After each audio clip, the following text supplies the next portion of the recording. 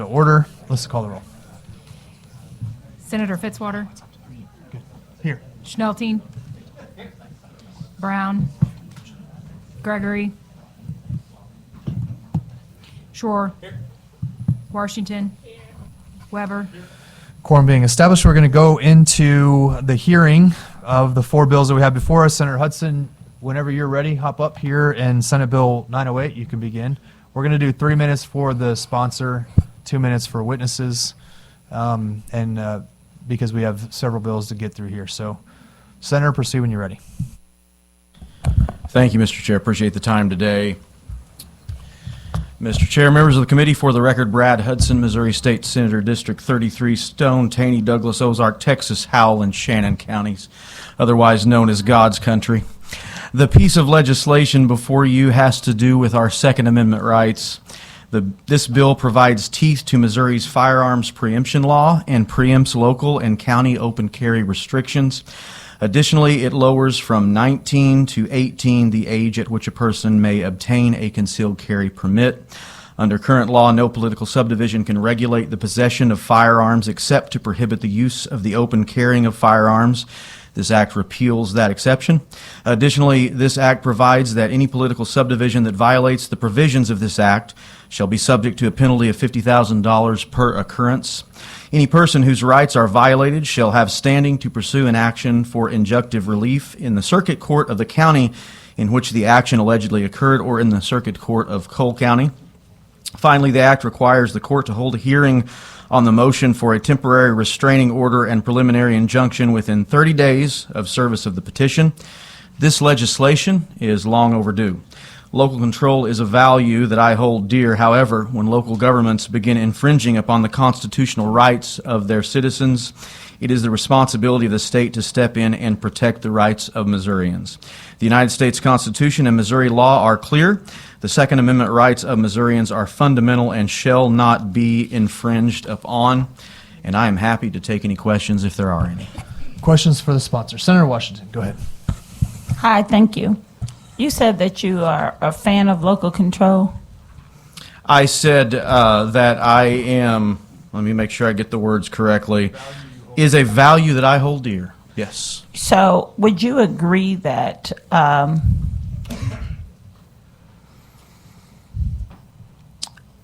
local citizens should be able to have some control over who runs their police departments? I believe that local control, as I said, it is a value that I hold dear. As policymakers, it is incumbent upon us to acknowledge the fact that political subdivisions are created by the state. There are instances when state law does need to be enacted to deal with, certainly with issues that go beyond the localities that the individuals that are elected locally. So would you be okay with what city do you live in? Well, some might say I don't live in a city. I live in Cape Fair, which okay. is Would you be a okay village, with there being a state-governed police department or sheriff's department in your community? I don't think that's necessary, Senator. When I consider, I've lived in that community from the time that I was a child, and there is not any data or occurrences that I can certainly think of off the top of my head, or having lived there for a number of years, that would justify such an action. What would justify such an action? Well, I think if there were ever to get to the point where we had a situation that involved something that was affecting individuals throughout the state, certainly there could be, opportunities for conversations to be had at the state level about something that needed to be done. I think you got to look at what's going on. I think you got to look at how what's going on is affecting the totality of the state, and Missourians that may not live in the jurisdiction but may travel to the jurisdiction or be affected by decisions that are made in that jurisdiction. Okay, you said you live in, you're stoned this morning, or you represent Stone? Stone, Taney, Douglas, Ozark, Texas, Howell, and Shannon counties. I represent those counties in southern Missouri. I am not, for the record, you know what, I shouldn't even say that. Let's have just a little bit of decorum for the senator, if we could. My apologies, Mr. Chair, your committee started it. Okay. So right now I live in a city where we do have, you can't do open carry if you do not have a valid concealed permit. So this would overturn that, correct? Correct. And so are you familiar with what the handgun or gun rate is in Kansas City and surrounding areas? When you say handgun or gun rate, what specific Gun statistic? crimes, whether they're the murder that we just had over the weekend at the Popeyes, or that we continue to break records. So let me take that back. Are you saying that a community should not have a say in protecting its own citizens, that a city or a county should not have a say in protecting its citizens? I am saying that as policymakers, whether we're talking about the state level or the local level, it is incumbent upon us, is required of us to protect the rights of our citizens. And certainly when you have a jurisdiction where crime is a significant factor, when you've got a lot of crime happening, the answer to that is not to infringe upon the rights of law-abiding citizens in that jurisdiction. So are you familiar that before we had open carry that our numbers were much lower? I have not seen, where are you getting that particular number from, Senator? What From the study? statistics from all the police departments in the state of Missouri before we passed it, I think in '94 or something of that nature. So is I used to keep those notes every year. Is it your contention, Senator, that that is the reason that crime rates have gone up? It is my contention that that is the reason that gun-related crime rates have gone up. It is my contention that this takes away the ability of those who live in the community, my police officers and my local elected people have to do what is safe for their constituents. You did say take away one's rights, but if you kill me, I don't have any rights left. And I do think that above everything in that the right to live is above the right to willy-nilly carry guns and do what one wants to do with them. Senator, I appreciate Let me move to the next the point. fact that you recognize the right to life. It is a fundamental God-given right from the moment of conception.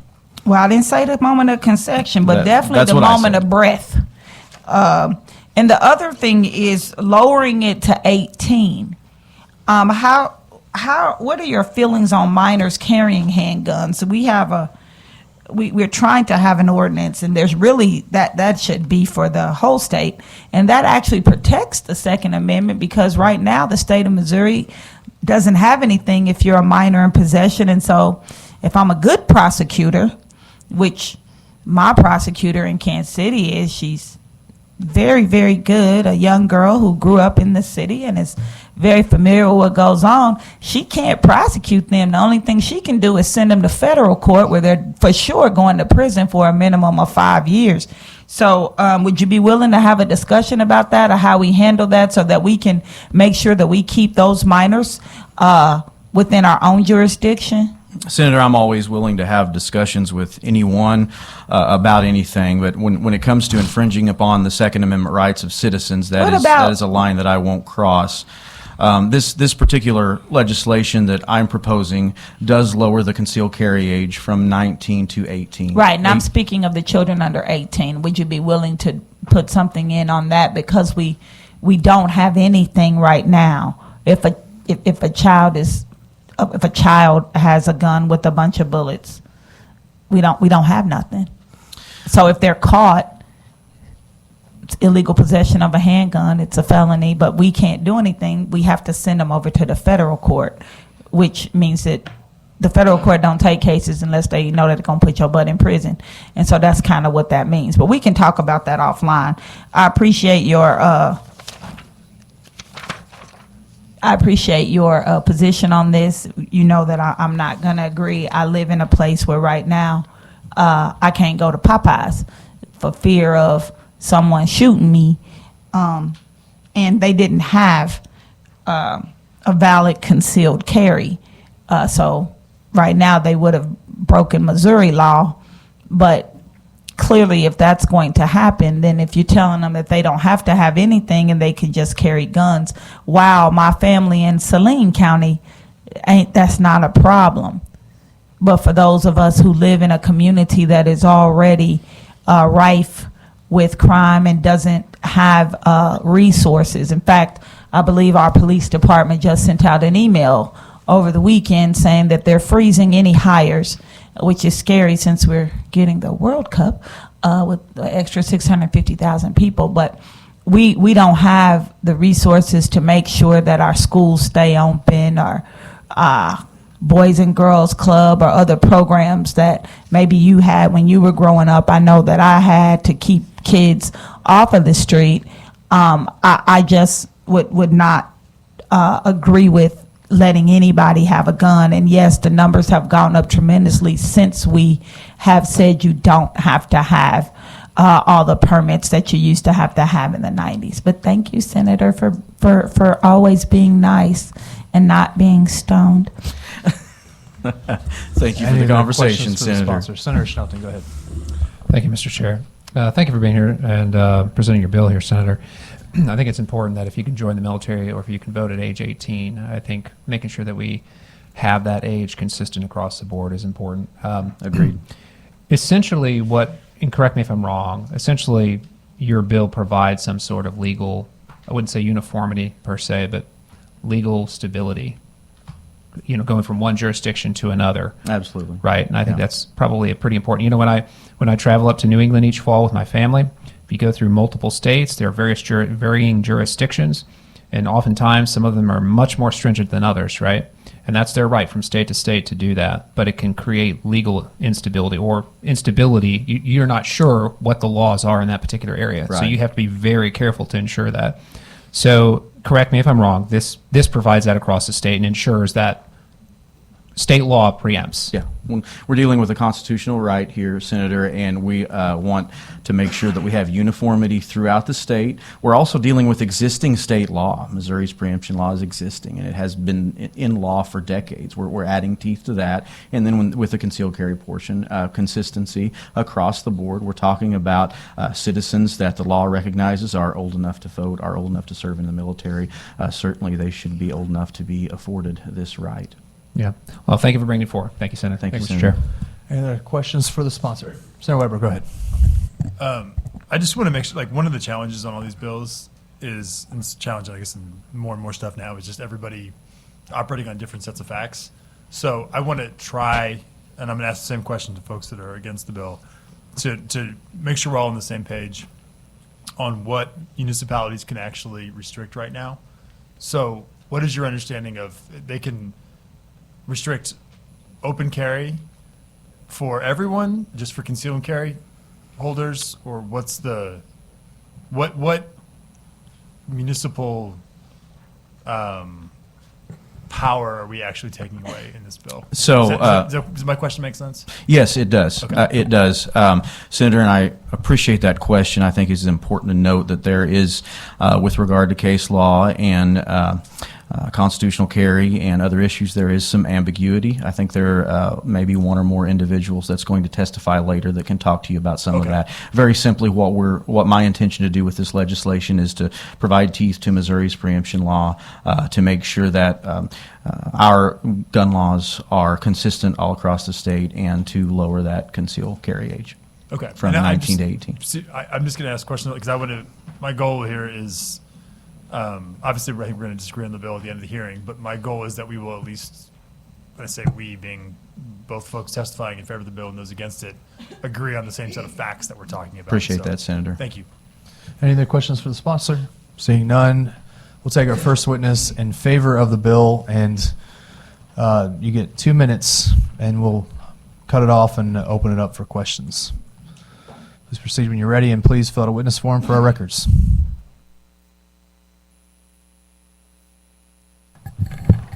Thank you, Mr. Chairman, members of the committee. Aaron Dorr, on behalf of the members of the Missouri Firearms Coalition, we're certainly in favor of Senate Bill 908. You've already heard what the bill does. It does two main things. It gives teeth to our preemption law.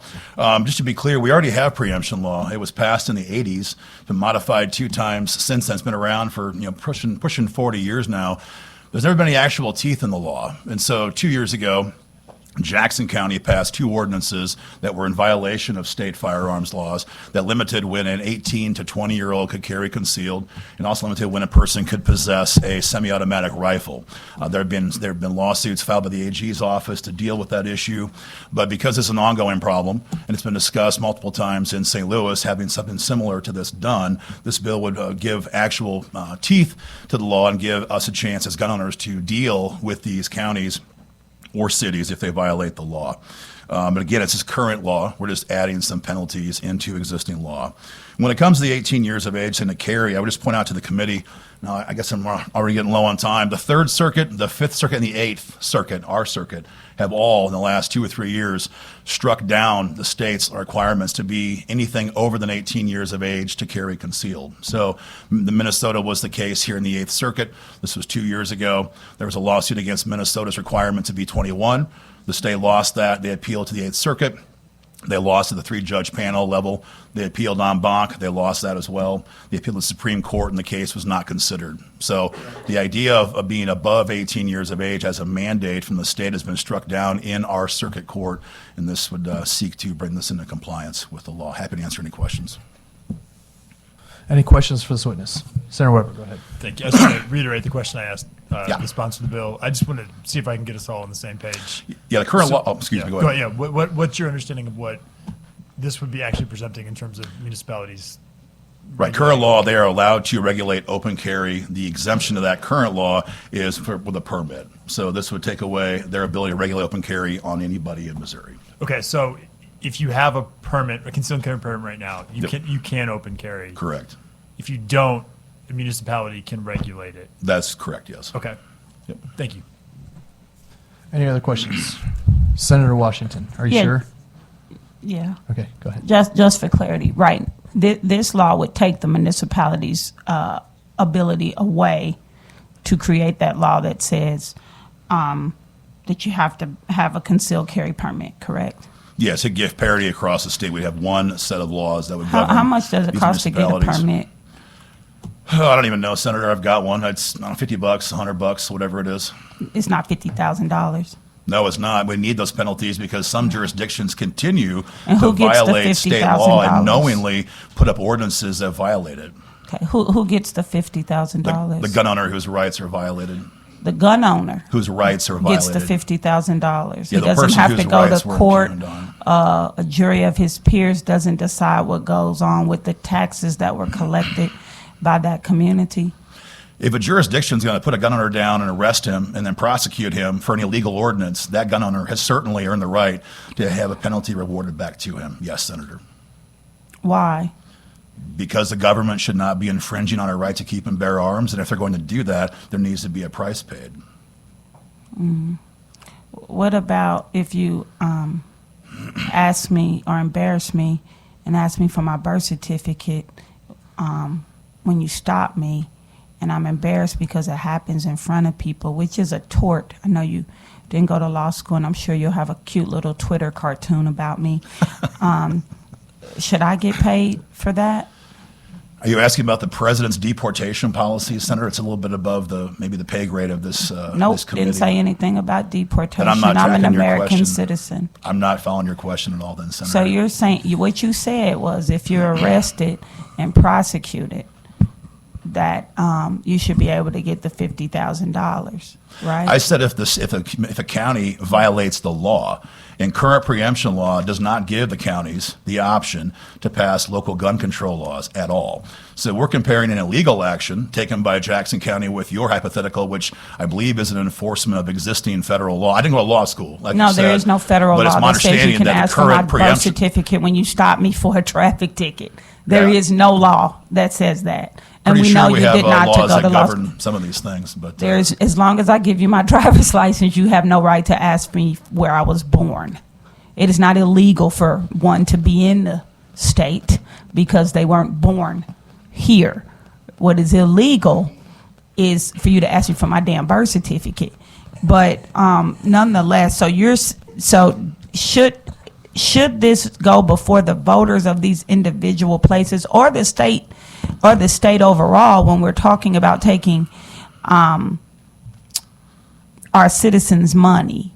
You know, I think the country was founded on something, what's that called? Taxation without representation. And so what this would do is say, hey, if I arrested Billy Bob because he illegally, in my opinion, as the officer at that time, violated his open carry, now we're going to take $50,000 out of the taxpayers' coffers, however people say that, out their money, out their budget, and give it to Billy. We're going to give that money to Billy. Do you think that the taxpayers should have a say, or just us as legislators, many of which do not live in communities that have said that this was okay? Senator, I find it ironic that this building passes laws every day that would put a penalty on me as a citizen if I break it. Whether Name it's a one. fine, speeding tickets, whether it's a fine or anything else in the criminal code. But when we try to have the government be held accountable, But that's not. You asked the question, I'm giving you the But answer. that's your money, right? I'm And giving you you the did answer. something wrong It's to all our pay that money. It's all the people's money. No, It's your all the money. people's No, money. no, bro. When you have a speeding ticket, that ain't my money. That's your money for violating a law. Government money is the people's money too, ma'am. No. Yes, it is. No, the people's money is the government's money, not the government's money. I mean, sorry, the government's money is the people's money, but my money is not the government's money. And so what you're saying is, what this law would do is say, I stopped Billy, but my whole block got to pay the $50,000 because it comes out of the taxes that I pay. Maybe the jurisdiction should follow the law, Senator.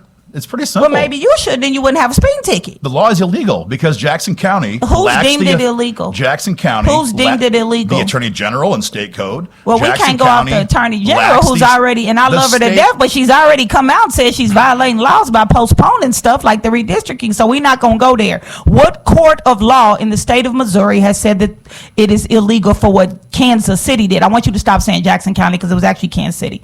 No, and- it was Jackson County, ma'am, that passed the ordinance. I'm not sure if you missed that or not, but in fact, the county executive told them not to do it because your own What county executive, Jackson County What executive. county executive? The one that the Frank voters White. made a decision that he was Exactly. horrible for us, He said- and we voted him out. We actually had like the highest amount of voters come out for a special. That county You executive. don't want to hear you don't hear the answers, and I realize that, Senator. But the bottom line, It ain't is about that- me not wanting to hear their Well, then let me answers. I speak. want them to make sense. Then let me speak. Go ahead. State code. No, Passed in that's not the question. The 1985 question has always is, said, what would you- court in Missouri has deemed that illegal? That is the question. It is right in the civil. It's right in the criminal code that we have to So follow. as Jackson Missourians. County's ordinance has gone before a court in Missouri that has deemed that ordinance violates the law. There's no penalty provision, so right Has now no that one's bothered to do happened? that. I have Because no you know idea, you Senator. good for spending our money by continuing to push It's SAPA our and going money. back to the Supreme It's Court. all the people's money, Senator. No, it's not your money because you a grifter. You're not one of us. I'm not You what? ain't born and I'm raised what? here. So I live in Missouri. I don't know where you live because last week you might have been in Nebraska offering the same thing, but I do travel in a lot of states. I but know live you right do, but here I in don't go to Missouri. nobody else's state and tell them what to do with their I money, live and right I here. ain't This is paid my to do state. that. I live right here. My Oh. taxes go right here. So My you say, money.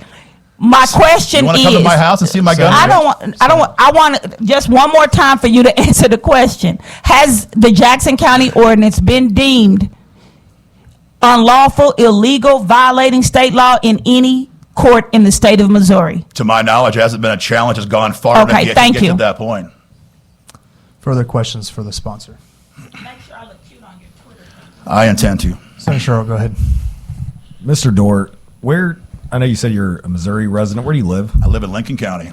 I would say it's God's country, but the bill sponsors already claimed that provision.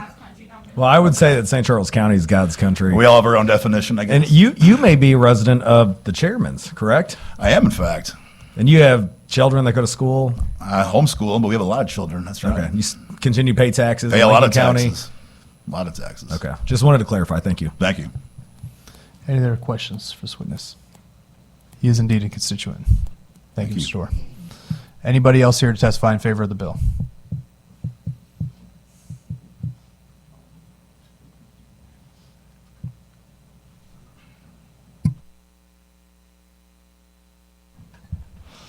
Thank you, Chairman, members of the committee. Susan Myers of the 20th, here in support of SB 908. I volunteer as State Director of Women for Gun Rights. I'm a member of Armed Women of America, having just stepped down after serving 7 years as a chapter leader. I'm a certified range safety officer and currently lead my church's volunteer safety team. All that to say, I am all about advocating for and educating on the carrying of firearms for personal protection as well as in defense of others. I support Missouri's firearms preemption law. Missourians should enjoy equal protection when it comes to firearms, regardless of where they reside. This bill seeks to give recourse to citizens who have their rights violated. I support that. I see this bill as a hammer to be wielded when necessary when cities or counties choose to enact ordinances that violate state law. As it is now, they simply do it anyway, pleased in knowing that while the court challenges drag on, many of their citizens will feel compelled to comply so long as the ordinance remains in place. I find it insidious. I thank the bill's sponsor for his efforts to hopefully bring an end to firearms preemption violations in our state. And I'll add, I'm going to leave, I did a breakdown of all the 18 to 20-year-old cases. Right now it's a circuit split 3-3, and as he said, the 8th Circuit panel held that it is unconstitutional.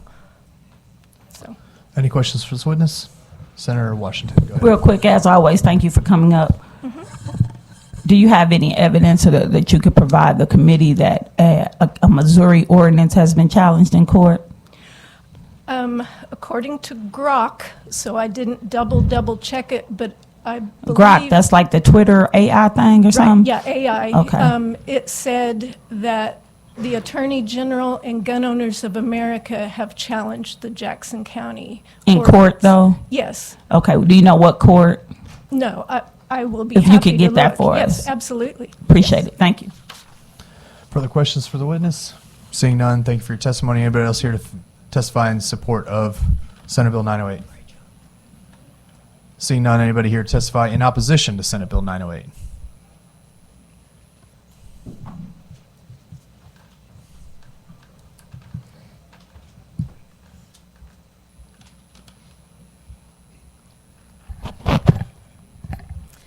Good afternoon, Chairman Fitzwater, committee members, and staff. Thank you for hearing my testimony. My name is Laura Burkhart. I'm a resident of St. Louis County, God's country. I'm a volunteer speaking on behalf of Missouri chapter of Moms Demand Action for Gun Sense in America. I've been a Moms Demand volunteer for 8 years. I'm here today to urge this committee to oppose Senate Bill 908, which would undermine local control of public safety. In 2023, St. Louis City passed a law preventing open carry for people under age 19, mostly because of many incidents where teens were roaming the streets of St. Louis displaying weapons. Of course, this is terrifying to visitors and provocative to other teens. Violators can now face a $500 fine and up to 30 days in jail. Senate Bill 908 would prohibit such legislation. Unlike the minors in Stone and other counties in Senator Hudson's district, St. Louis City teens are not protecting their livestock. They're not hunting. They're not anticipating slow law enforcement response time. St. Louis children do not have these reasons to carry guns. Carrying guns for them risks tragic outcomes. This bill does no favors for young citizens and in fact endangers them and public safety at large in St. Louis City. Differences are clear. The county where the bill's sponsor lives, Stone County, has a population density of 70 people per square mile. St. Louis City has a population density of 5,000 per square mile. Rural, suburban, and urban areas face distinct challenges, but Senate Bill 908's preemption prevents local leaders from addressing these issues through targeted policies. St. Louis City and other political subdivisions should be able to legislate with knowledge of the safety needs for their area. Missouri already has the 4th highest rate of gun violence in the U.S. Guns are the leading cause of death for Missouri children ages 1 through 9. 26% are suicide and 65% are homicide. And Missouri has few foundational gun safety laws. I ask the committee to recognize that legislation is best written by the people closest and living in the area for which laws are being written. Please vote against this bill, which further erodes gun safety laws, does nothing to make us safer, and in fact makes our streets more dangerous. Thank you for hearing my testimony. Questions for this witness? Seeing none, thank you for your testimony. Anybody else here to testify in opposition?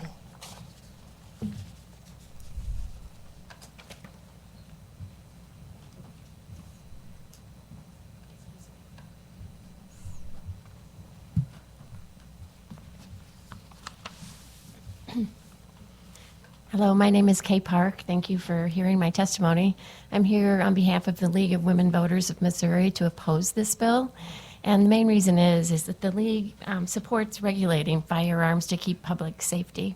We think that this bill takes away the individual rights of in each community to be able to protect themselves. For instance, banning guns on Metrolink in St. Louis. I'm from St. Louis, which is also God's country.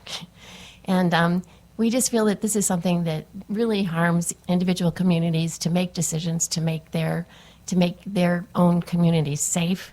And I would urge you to put public safety ahead of gun rights. Any questions for this witness? Seeing none, thank you. Anybody else here to testify in opposition? Seeing none, anybody for informational purposes only? Seeing none, that'll conclude the hearing. Thank you, Senator. The next bill we have before us, I think Senator Carter, I saw her wandering here, Senator Carter's 1061.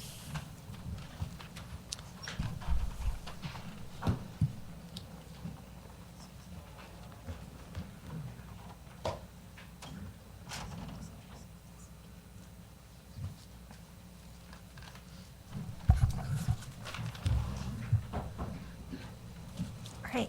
Thank you, committee members and Mr. Chairman. I appreciate the opportunity to bring Senate Bill 1061 to you. It is a common sense piece of legislation that emphasizes principles over convenience. It protects constitutional rights without banning free market choices, and it gives companies an easy out. Just drop the discrimination and keep contracting.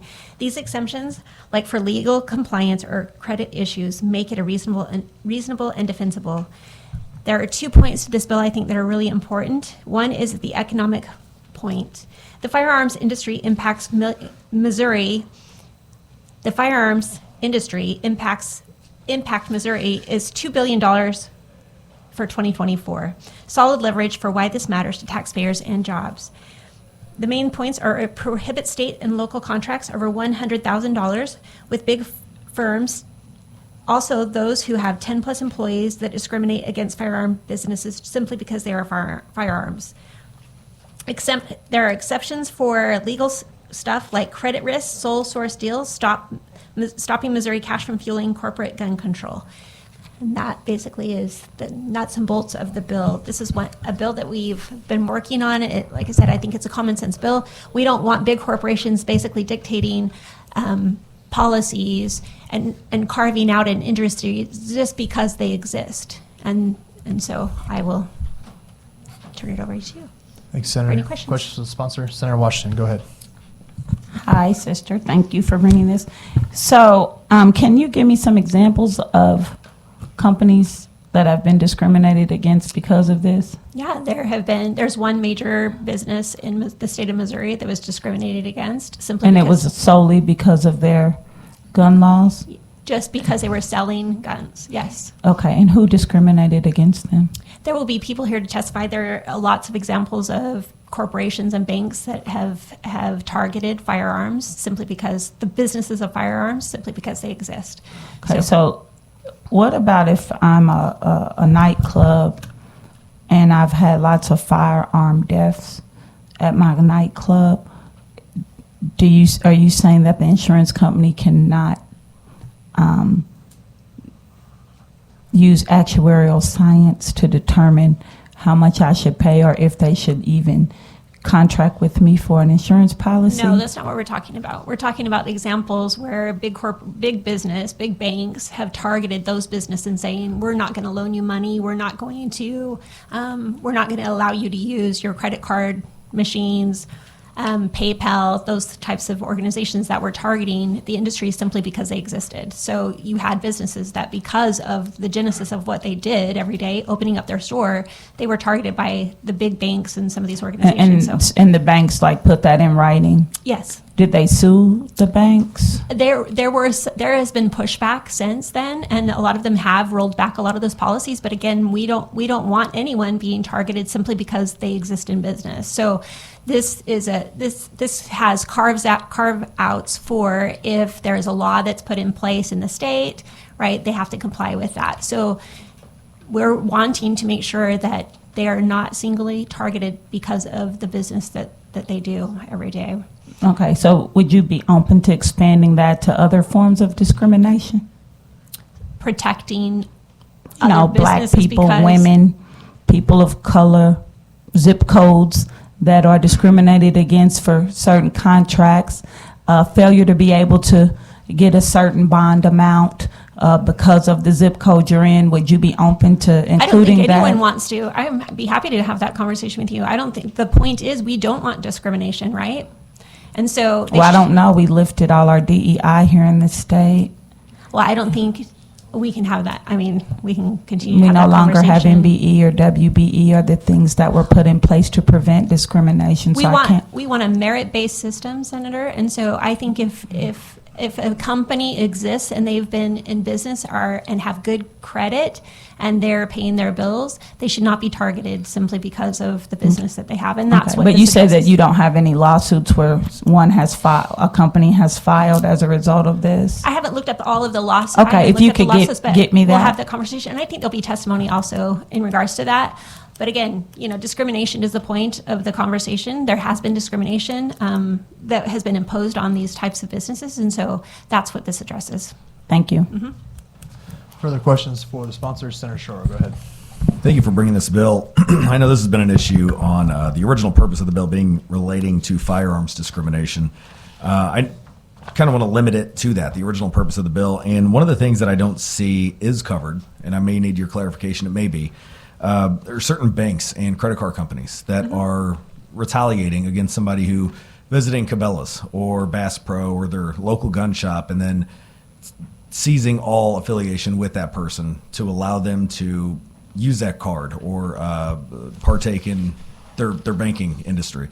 Is that something that you would be open to adding into this bill that moves through the process? Well, obviously, I would be. I'm all pro, Second Amendment rights, Senator. The big concern is we do not. What this addresses initially and primarily is the state taxpayer funds doing business with taxpayer dollars, basically with these big corporations that are targeting and having bias toward industries.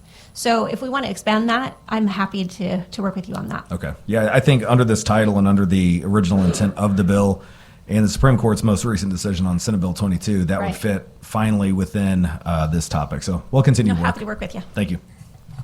Further questions for the sponsors? Seeing none, thank you, Senator. Anybody here to testify in favor of the bill? And please keep your comments to 2 minutes and proceed when you're ready. Thank you, Mr. Chairman, members of the committee. I'm Darren Lesort. I work for the National Shooting Sports Foundation. We are the Firearm Industry Trade Association. And appreciate Senator Carter bringing this bill. She explained it well. I worked in Texas in 2021 to pass the first bill of its kind in the nation.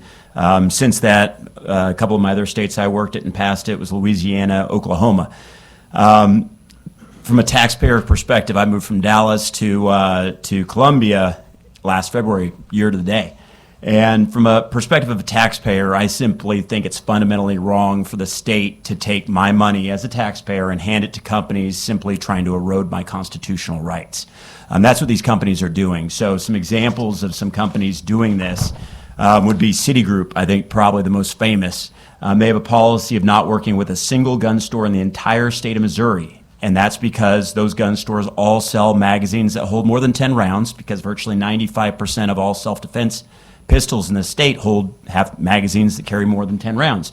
And then also they sell firearms legally under federal and state law to a 20-year-old woman who might want to be able to defend herself while she and her kid are home and her husband's flying out of Whiteman. This is absurd policy. They knew that you as legislators, Citigroup did, wouldn't pass those laws to ban 10-round magazines and to prohibit sales to 20-year-old women, a defensive shotgun. So they, on their own account, tried to prohibit the citizens from exercising those rights by not doing business with those gun stores that have those practices. So that's a real good example. JP Morgan, Bank of America said, anybody who makes or sells scary-looking guns, we're not working with you. So again, you all aren't going to ban semi-automatic guns. So they said, we're going to stop providing our essential banking services, government-supported banking services, to these companies that make and sell these scary-looking guns. So those are good examples. What does make us unique from other groups when we're talking about what should be included or not included in this bill is that we are the only constitutionally necessary industry. For your citizens, your constituents, to exercise the constitutional right, we need to be available and present. And these companies that are trying to choke us off of essential services are trying to really, at the end of the day, destroy us. Thank you, sir. Thank you. That's been your 2 minutes. Thank you. Anybody have questions for this witness? Senator Washington, go ahead. Can you go back and repeat that last statement that you're the only constitutional, say that again? Yes, Senator, Mr. Chairman. So some have asked in my prior states where I've worked this bill, why the gun industry? Why would the gun industry receive this special protection from discrimination? The firearm industry is the only constitutionally necessary industry. We're the only industry that's needed for your constituents to exercise a constitutional right. That came from an amendment, right? Mr. Chairman, Senator, it's the Second Amendment, and then, of course, there's a great state constitutional provision. Okay, so like I exist to be here because of an amendment, right? Mr. Chairman, Senator, I don't follow that line. Like the original Constitution didn't guarantee the right to bear arms, correct? Mr. Chairman, Senator, that's right. It was the Bill of Rights, which is the first 10 amendments. It was the second of those, yes. Okay, Correct. and as we've moved on as a country, almost 250 years old this summer, we've continued to add additional amendments, right? That's correct. And in some of those amendments, like it gave me the right to no longer be 3/5 of a person, right? Correct. So wouldn't that be like a constitutionally protected right for me to not be discriminated against as a business owner or as a citizen? Mr. Chairman, Senator, but there is no industry necessary for you to appreciate and exercise that right, to have your vote to count fully as anybody else's vote. There's no industry, there's no business that's necessary for you to appreciate and There are benefit from that right. businesses that are germane to people that look like me, who are not provided insurance, or there are businesses that are germane that are discriminated against because of their location. So I just think, as we say that you're the only one, that there are other industries. I do agree that no one should be discriminated against because of that, but I find it ironic that discrimination is only thought about now because we're talking about gun owners, while the discrimination that goes on with others is not. But thank you for being here. Thank you. Are you a paid lobbyist? Because y'all know y'all supposed to say that. Mr. Chairman, Senator, I am a paid lobbyist. Okay, thank you. Senator Weber, go ahead. I just have one question. Do you think that bakeries should be forced to sell wedding cakes to whoever wants one? Mr. Chairman, Senator, I want to stay within the firearm realm because there is a constitutional right to those, so I'm sure there's not you a do. constitutional right to cakes. I'm sure you would like to stay. I'm just curious what your opinion on that is. Mr. Chairman, Senator, so we are not eliminating the right of these large corporations to discriminate against us. So that right still exists. They can make that choice. What we're saying is through the citizens' elected representatives, we as citizens are making the decision not to do business with those companies that do discriminate. So the free market is still there. The choice is still there. We're not taking that from any company through this bill. Yeah, I'm just curious because you don't want to answer my question, and I assure you, if you don't answer my question, I will filibuster this bill. So if you want this bill to live, you better answer my question. Mr. Chairman, Senator, can you repeat the question, please? Do you believe that bakeries should be required to serve wedding cakes to whoever comes in and asks for one? Mr. Chairman, personally, Your bill lives or dies on you giving me a direct answer. You don't have to give me the answer I want. You have to give me a direct answer, though. And Mr. Chairman, Senator, I always give direct answers. You do have been So as a business owner, as a private business owner, I do not believe if the KKK walks into my bakery and they want a cake that says KKK on it, I don't want to sell that cake to them. No. Okay, so you don't think. Okay, so you think that this is a different. But you believe that a business should have a right to make a private decision. Mr. Chairman, Senator, absolutely, without question. And this bill still allows that. Okay, thank you. Further questions for this witness? Seeing none, thank you for your Mr. testimony. Chairman, thank you. Anybody else here to testify in favor of the bill? Anybody in opposition to the? Oh, sorry. was waiting because I thought surely there was going to be someone else. Go ahead when you're ready. Sorry. In favor of the bill. Yes, thank you, Chairman. Members of the committee, still from the 20th, and here to support SB 90. Oh, I've got the wrong one. Yes, 1061. Those opposed to the freedoms surrounding the Second Amendment will continue their relentless attempts to thwart, hinder, and/or choke the life out of it. When unable to restrict the people directly, they look for other methods, such as using government or private entities to do financial harm to those in the business of making and supplying arms. Those who seek to safeguard the Second Amendment need to double down in our relentlessness, placing any and all protections in place whenever possible before we need them. We can't stop.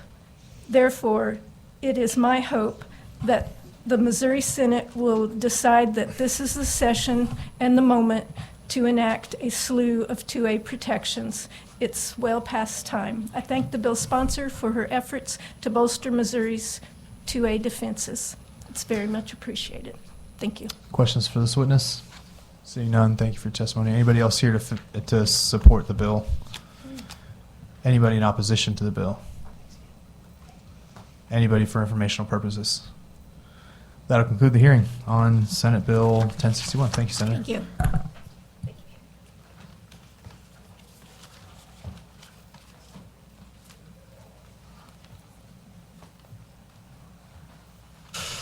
We're getting the other two senators down here for their bill hearings, so just be patient with us.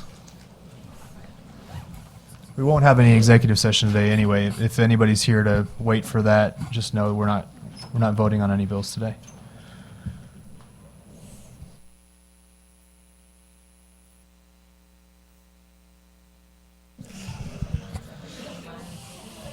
Senator Berger, welcome. You're up on Senate Bill 1408. That's completely on me. We thought that hearing would go a little longer. Apologize for the get down here now text. We know. This is the one everybody's been looking forward to, by the way, on the committee, is how do we up the speed limit around Missouri? Proceed when you're ready. For the record, Senator Jamie Berger, District 27, which is Scott, Cape, Perry, Bollinger, Madison, Arnold, Reynolds counties. Good afternoon, Mr. Chair and committee. Thank you for allowing me to present this bill, Senate Bill 1408. I hope this bill can get through the system faster than normal.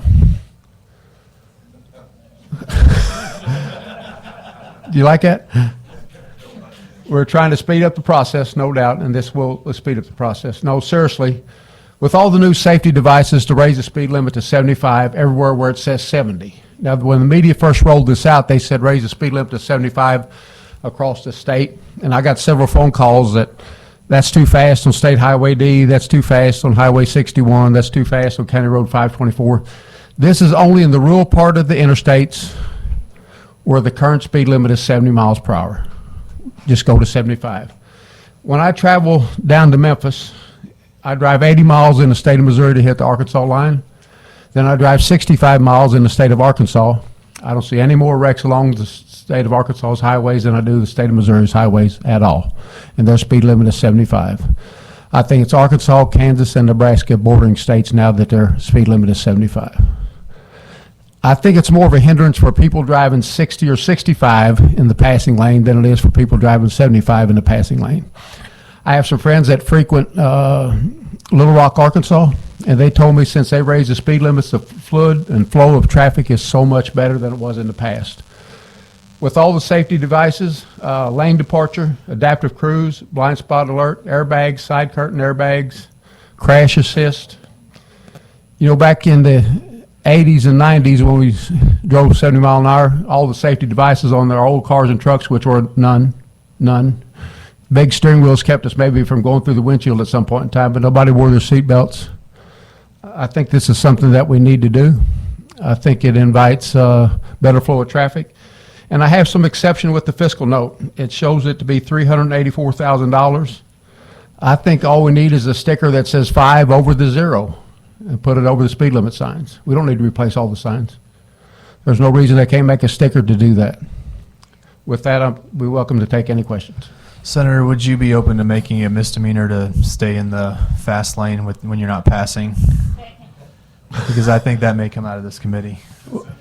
Consent may turn your bill into a consent bill. Well, you know, one thing, when I get on Highway 70 and one truck is governed at 68 mile an hour and the other one's at 69 mile an hour and it takes 17 miles for them to pass each other, that's when we need a bill, Yeah, yes. straight to jail.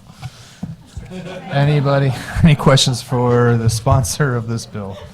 Senator Gregory, go ahead. But so just you said it's only place that are 70. So like my stretch of Saline County where there is no town in between, we'd go from 70 to 75. But as we get into Senator from Boone's on the outskirts of Columbia where it drops down to, is it 60 or 65, that'd stay the same. That would stay the same. Only where the speed limit sign reads 70 today would go to 75. Okay, thanks.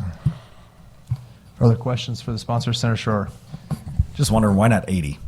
Like, why the just 5 miles? I really thought about 79. I really, really did. And I would be open to that. And I'm okay with that. You know, I had one guy, and this, you know. Well, I didn't know if there were any statistics behind, you know, if you go to 5 miles per hour more, it's safer than 10 miles per hour more. So I just didn't know what the justification is behind.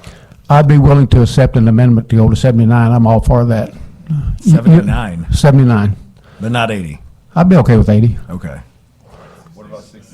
Yeah, that's 2 stickers. That's true. You know, the one thing, and I don't say this lightly, but one guy called me, kind of elderly gentleman, and said, Jamie, he said, what about if you get hit by an 80,000-pound truck going 75 mile an hour? And I said, if you get hit by an 80,000-pound truck going 40 mile an hour, that's probably not going to be a good thing. What about in those areas where it's 60 or 65? Could you go up to 6-7? Okay. I have nothing further. It's bound to happen. This is going nowhere. I know. If my daughter was in here, she'd be losing her mind right now. Any other questions for the sponsor? Seeing none. Thank you, Senator. Anybody here to testify in favor of the bill other than the whole committee? Anybody in opposition to the bill? Anybody for informational purposes only?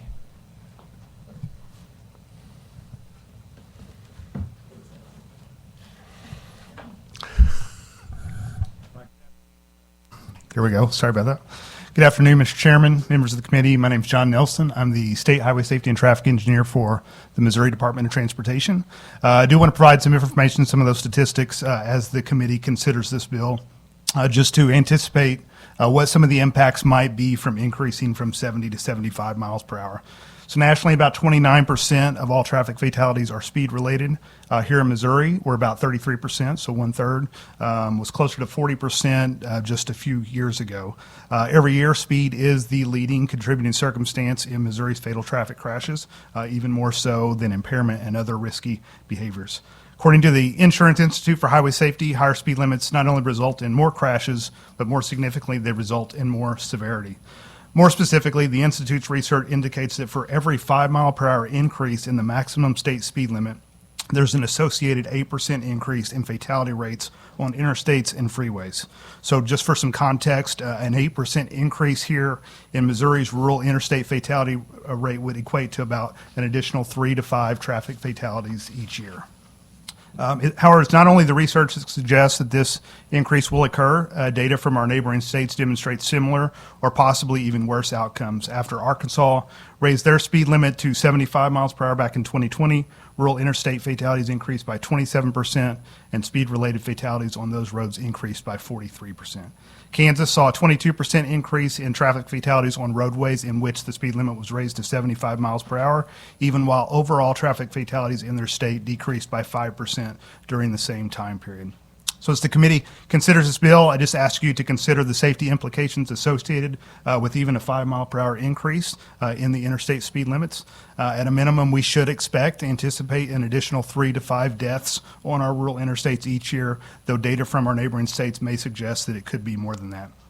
This is the anticipated cost for a change that would save drivers about 5 minutes on a 100-mile trip. So thank you for your time. Thank you for giving your consideration to this matter. Questions for this witness? Senator Washington, go ahead. Hi, real quick. Thank you for coming. You just, at the end, you said that something about the rural highways. Yes, the rural interstates. Okay. So the rural interstates, you mean the interstates that happen to go through rural areas? So, you don't mean like Missouri 20 or Missouri 23 or something like that? Like the senator mentioned earlier in Saline County, that would be considered a rural part of the interstate. So outside of the urban areas. Okay. So you're saying it's okay to do it outside of the urban areas? No, I'm saying whenever we looked at where this impact would take place in the rural interstates, as the senator mentioned, it would only go up where it's currently 70. That 8% increase is where that 3 to 5 additional road deaths would apply to, would just be looking at those portions of the interstate. Okay, and in Kansas, that's what some of the numbers that you used. What did it was all in the rural areas? I don't know if their bill I mean, they don't really just have the no rural areas or cities, not, but- but they did go from 70 to 75, and theirs was several years ago as well. Okay. Did you look at like Oklahoma or other states too? We looked at Nebraska. Nebraska's change, though, I believe, happened back in the late 90s, so we didn't have data from that far back to look at. But those were the 3 neighboring states we looked at. Okay, thank you. Senator Weber, go ahead. I'm just curious, is there any federal highway funding that we put at risk at this, or is there any federal compliance stuff that we made that is dependent on whether we're at 70 or 75? No. Yeah.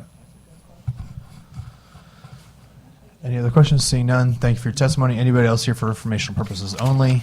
Seeing none, that'll conclude the hearing. Thank you, Senator. It's very compelling. Thank you. I'd like to fast track this thing through the Senate, get it We got over a to the couple House. provisions that are going to make this really great, it sounds like, so Yes. we may make it even better.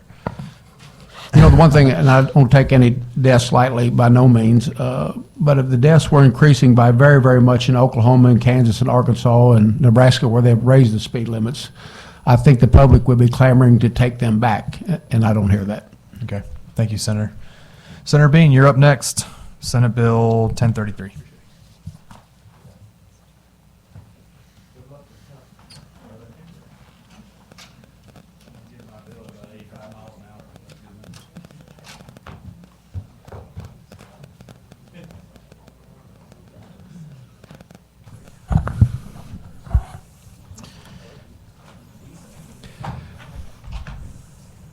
You can go ahead when you're ready, Mr. Chair. Thank you, Mr. Chairman, members of the committee. For the record, State Senator Jason Bean, representing the 25th District, here to present for your consideration Senate Bill 1033. Senate Bill 1033 is about farm vehicles and emission inspection requirements. This legislation would exempt certain farm vehicles from emission inspection requirements. These exempted vehicles would have to be older than 10 years old and used just for local farming operations or federally defined as covered farm vehicles. These are vehicles that operate solely within 50 miles of the farm or just transport products to and from the owner's farm or ranch. My exemptions already exist for similar vehicles.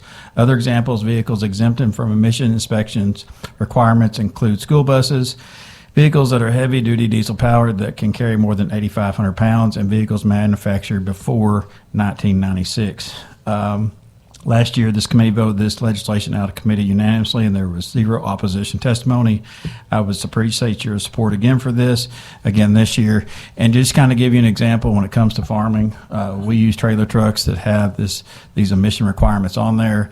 They're designed to go down the road at a high idle or a high RPM in order to burn these particulates out. We do a lot of sitting on dusty turn rows and dusty grain elevators, and they bring in a lot of dirt and dust, and honestly, it just becomes an incredible headache and a huge cost on the farmers. And right now, with this farm economy, we need to do everything we can to help our ag community. So with that, be glad to take any questions.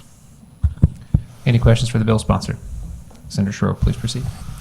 Thank you, Senator, for bringing this. Fully intend to help you try to get this across the finish line. I've noticed the title is fairly open on this. And as this does relate to emissions and inspections, was trying to gauge your interest on something that St. Charles County is trying to get done for the past couple of years, and that's getting rid of the mandate that our county must go through certain emissions inspections as well. Is that something you'd be open to including within here? Yeah, let's have a discussion about it, see if we can do that. And because this one, is having to do with ag, we probably have to open it. With the titles open, we can go from there. So Okay, I appreciate it. Thank you. Further questions for the bill sponsor? Seeing none. Seeing none, we'll go into a public testimony. Is there anyone here to testify in favor of Senate Bill 1033?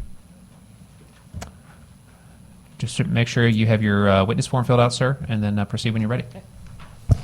All right, Mr. Chairman, members of the committee, Ben Travelis with the Missouri Soybean Association would like to go on record in support of this legislation. As Senator Bean said, this would be a common sense bill to cut some regulatory red tape and allow farmers to do what they do best, which is farm. I'd be happy to answer any questions. Questions for this witness? Seeing none, thank you very much for your testimony.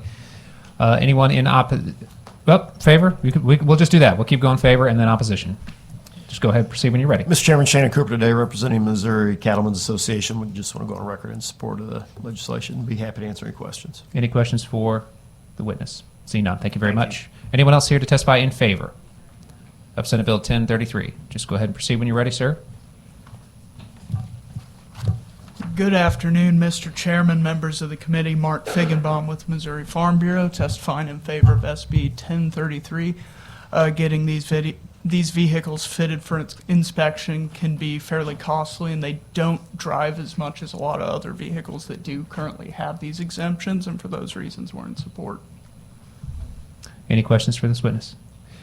Thank you very much for your testimony. Anyone else here to testify in favor of Senate Bill 1033? Just go ahead and proceed when you're ready, ma'am. Good afternoon, Mr. Chairman and members of the committee. My name's Elena Fork. On behalf of the Missouri Corn Grower Association, we would also like to go on record in support of Senate Bill 1033, and we appreciate the senator for bringing this legislation forward. Happy to answer any questions. Any questions for this witness? Seeing none, thank you very much for your testimony. Anyone else here to testify in favor? Is there anyone here to testify in opposition to Senate Bill 1033? Anyone here for informational purposes only? That will conclude the hearing on Senate Bill 1033. And Chair, do I have a second? Second.